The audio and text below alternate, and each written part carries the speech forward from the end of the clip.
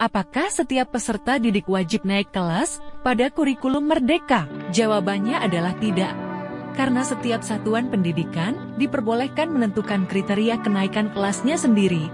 Kriteria tersebut berdasarkan Kemendikbudristek nomor 262 tentang perubahan 56 pemulihan pembelajaran kurikulum Merdeka. Pertimbangan kriteria kenaikan kelas berdasarkan Kemendikbudristek nomor 262 halaman 70 adalah sebagai berikut. 1. Pelaporan kemajuan belajar. 2. Pelaporan pencapaian proyek penguatan profil pelajar Pancasila. 3. Portofolio peserta didik. 4.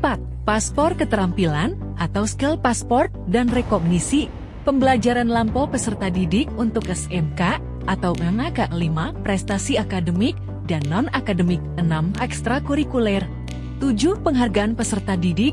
Dan 8. Tingkat kehadiran.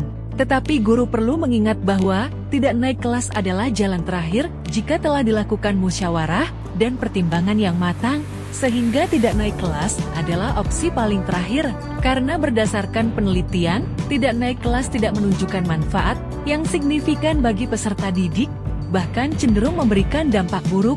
Dan perlu guru ingat, bagi peserta didik yang masih diberikan kesempatan naik kelas, padahal ada hal tertentu yang seharusnya membuatnya tidak naik kelas, guru tersebut perlu bekerja sama dengan guru di tingkat atau fase selanjutnya berkaitan dengan tujuan pembelajaran yang belum tercapai pada tingkat atau fase sebelumnya, terutama bagi guru yang berbeda fase untuk mengidentifikasi kompetensi yang belum dicapai peserta didik dalam fase sebelumnya sejak awal tahun ajaran.